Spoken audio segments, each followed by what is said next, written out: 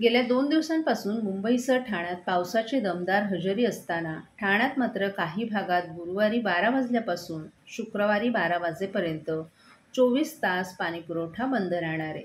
मुंबईसह ठाणे शहरात गेल्या 2 दिवसांपासून पावसानं दमदार हजेरी लावली आहे. त्यामुळे ठाणेकरांची पाण्याची चिंता मिटेल असा अंदाज व्यक्त होत असताना महाराष्ट्र औद्योगिक विकास महामंडळाच्या पाणीपुरवठा योजनेअंतर्गत जांभूळ जलशुद्धीकरण केंद्रात अचानक देखभाल दुरुस्तीचं अत्यंत महत्त्वाचं काम हाती घेण्यात येणार आहे. त्यामुळे गुरुवारी दुपारी 12 वाजल्यापासून ते शुक्रवारी दुपारी 12 वाजेपर्यंत ठाण्यातील काही भागात एकूण 24 तास पाणीपुरवठा बंद राहणार आहे. या शटडाऊन कालावधीत ठाणे महानगरपालिका अंतर्गत दिवा, मुंब्रा प्रभाग क्रमांक 26 आणि 31चा काही भाग वगळता कळवा प्रभाग समितीमधील सर्व भागांमध्ये तसंच वागळे प्रभाग समितीमधील रुपादेवीपाडा, किसननगर नंबर 2, नेहरूनगर, मानपाडा प्रभाग समिती अंतर्गत कोलशेत, खालचा गाव येथील पाणीपुरवठा 24 तासांसाठी पूर्णपणे बंद राहणार आहे. पाणीपुरवठा सुरू झाल्यानंतर पुढील 1 ते 2 दिवस कमी दाबानं पाणीपुरवठा होईल याची कृपया नागरिकांनी नोंद घ्यावी. तसंच पाणी कपातीच्या कालावधीत पाण्याचा वापर काटकसरीनं करावा असं आवाहन ठाणे महापालिकेच्या पाणीपुरवठा विभागामार्फत करण्यात आले. दहीहंडी उत्सवात जखमी झालेल्या गोविंदांच्यावर केईएम रुग्णालयात उपचार सुरू आहेत. आज केईएम रुग्णालयात जाऊन परिवहन मंत्री प्रताप सरनाईक यांनी जखमी गोविंदांची भेट घेतली आणि त्यांना धीर दिला. त्यांच्याशी संवाद साधताना परिवहन मंत्री प्रताप सरनाईक यांनी दुर्दैवानं दहीहंडी उत्सवात जोखीम जास्त असल्यानं अनेक गोविंदा जखमी होतात.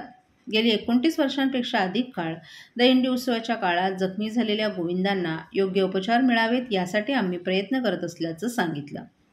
सध्या दहीहंडी उत्सवात जखमी झालेल्या गोविंदांना रुग्णालयात उपचार करण्यासाठी राज्य सरकारतर्फे 1 लाख रुपयांपर्यंत मदत दिली जाते.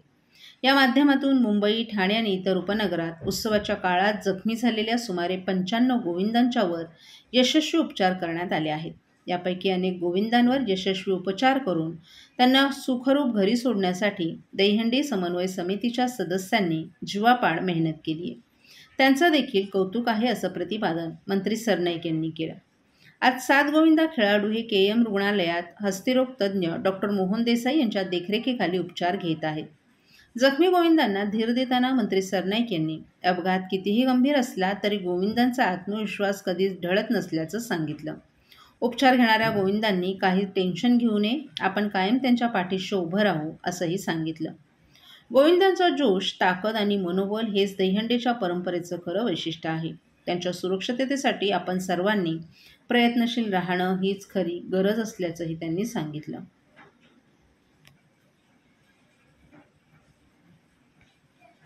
सर्व नागरिकांना आवाहन करण्यात येत आहे की सध्या डासांमार्फत पसरणाऱ्या डेंग्यू या आजाराचा प्रसार रोखण्यासाठी प्रत्येकाने पुढील प्रमाणे कार्यवाही करावी. डेंग्यू आजार एडिस इजिप्ती हा डास चावल्याने होतो. या डासांची पैदास साचलेल्या किंवा साचवलेल्या स्वच्छ पाण्यामध्ये होते. 8 दिवसांपेक्षा जास्त दिवस पाणी उघडे व साचून राहिल्यास त्यात डास अंडी घालतात. अंड्यांच्या अळ्या तयार होऊन पुढे डास तयार होतात. यासाठी आपल्या घरातील पाणीसाठे उदाहरणार्थ बॅरल्स, पिंपे, टाक्या, हौद, रांजणे इत्यादी दर आठवड्याला रिकामे करून घासून पुसून कोरडे करून पुन्हा भरावे. 1 दिवस कोरडा दिवस म्हणून पाळावा. पाणी साठ्यांना घट्ट झाकणे बसवावीत किंवा जुनी साडी, चादर, धोतर यांनी बांधून झाकून ठेवावीत, म्हणजे डास त्यात जाऊन अंडी घालणार नाहीत. घराच्या गच्चीवर, आजूबाजूला, अंगणात कोठेही पाणी साचू देऊ नये. भंगार सामान उघड्यावर टाकू नये. उदाहरणार्थ टायर्स, प्लास्टिक सामान, कुंड्या, टाकाऊ वस्तू इत्यादी. अशा सामानात पावसाचे पाणी साठून त्यात डेंग्यूच्या डासांची पैदास होते. घरातील कूलर्स, फ्रीजच्या पाठीमागील ट्रे हे देखील वेळोवेळी कोरडे करावेत. लक्षात ठेवा, नुसत्या फवारणीने डास घनता कमी होत नाही, तर त्यासाठी डास पैदास ठिकाणे नष्ट करणे ही आपल्या सर्वांची जबाबदारी आहे. कोणताही ताप अंगावर न काढता जवळच्या शासकीय रुग्णालयात मोफत औषधोपचार घ्या. अशा प्रकारे नागरिकांनी सहकार्य केल्यास डेंग्यूचा प्रसार रोखणे सहज शक्य आहे.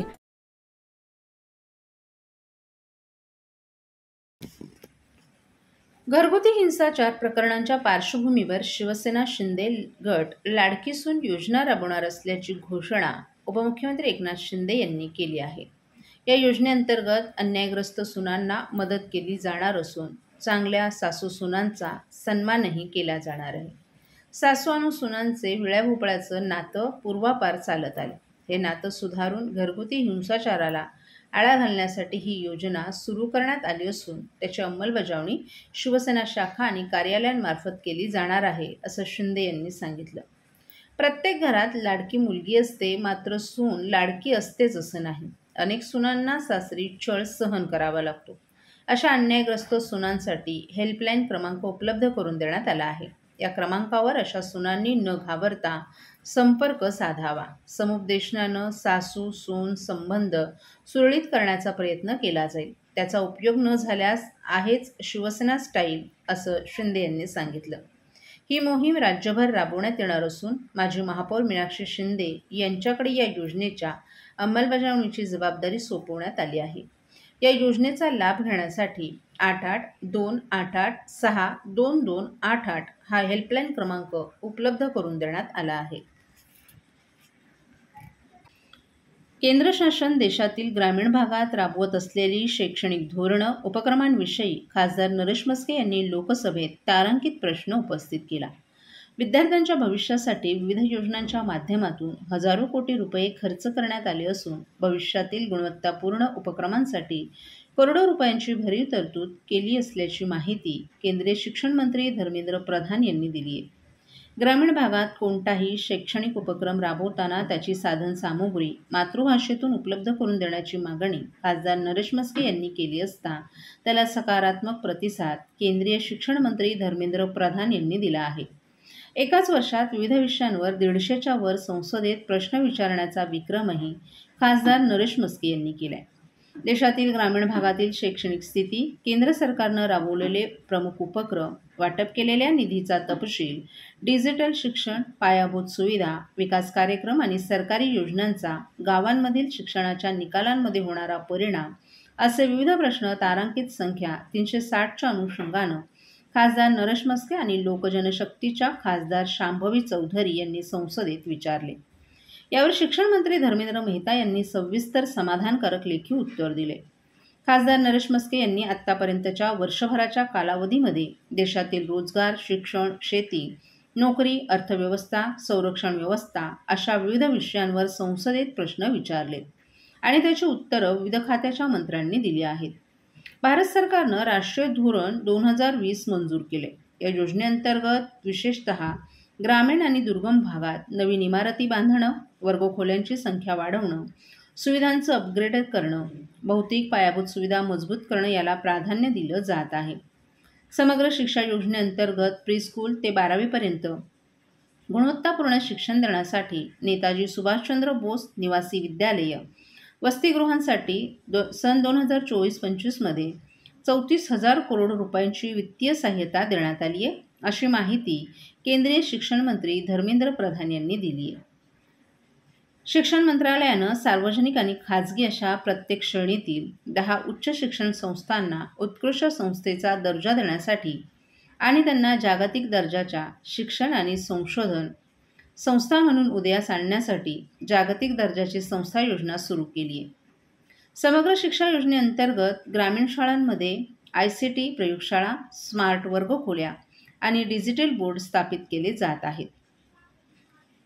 PM e Vidya, Swayam Prabha, one nation one subscription, national digital library of India आणि नॅशनल ई-लायब्ररी हे पहिल्या टप्प्यातील विद्यार्थी आणि शिक्षकांसाठी बहुभाषिक ई-मटेरियल प्रदान करतील, ज्यामुळे दूरस्थ शिक्षणाला प्रोत्साहन मिळणार आहे.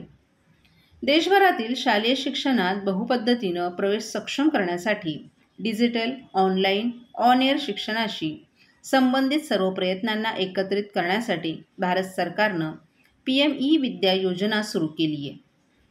पंतप्रधान नरेंद्र मोदी यांच्या नेतृत्वाखालील केंद्र सरकार विद्यार्थ्यांच्या उज्ज्वल भविष्यासाठी राबवत असलेल्या विविध योजनांचं खासदार नरेश म्हस्के यांनी स्वागत करत कौतुक केलं आहे.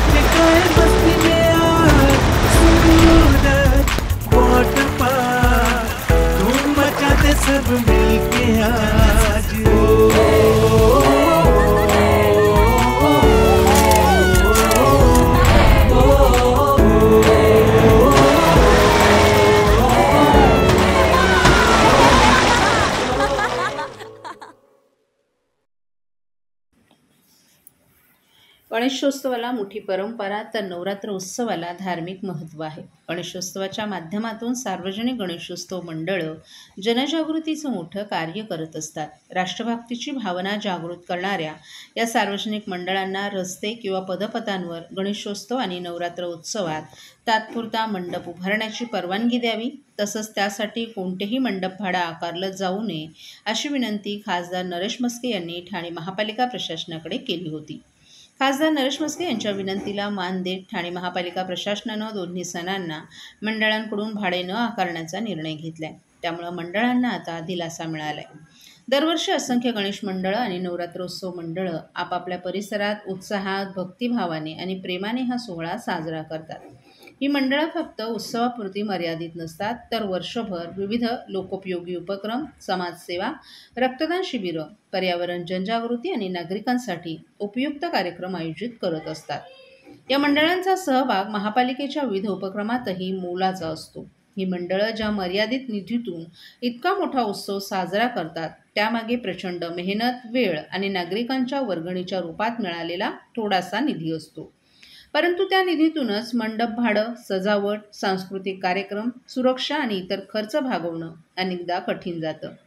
ज्या मंडळांनी वर्षभर समाजासाठी योगदान दिलं, त्यांना महापालिकेनेही आर्थिक दिलासा द्यावा, यासाठी खासदार नरेश म्हस्के यांनी ठाणे महापालिका आयुक्तांना गणेशोत्सव आणि नवरात्र उत्सवासाठी ठाणे महापालिका क्षेत्रातील सर्व सार्वजनिक मंडळांना मंडप भाडं पूर्णपणे माफ करण्याची विनंती करणारं पत्र लिहिलं होतं.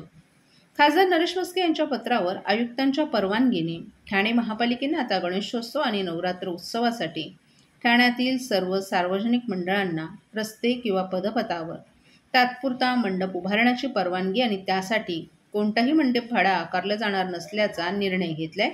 तसे लेखी आदेशही दिले आहेत.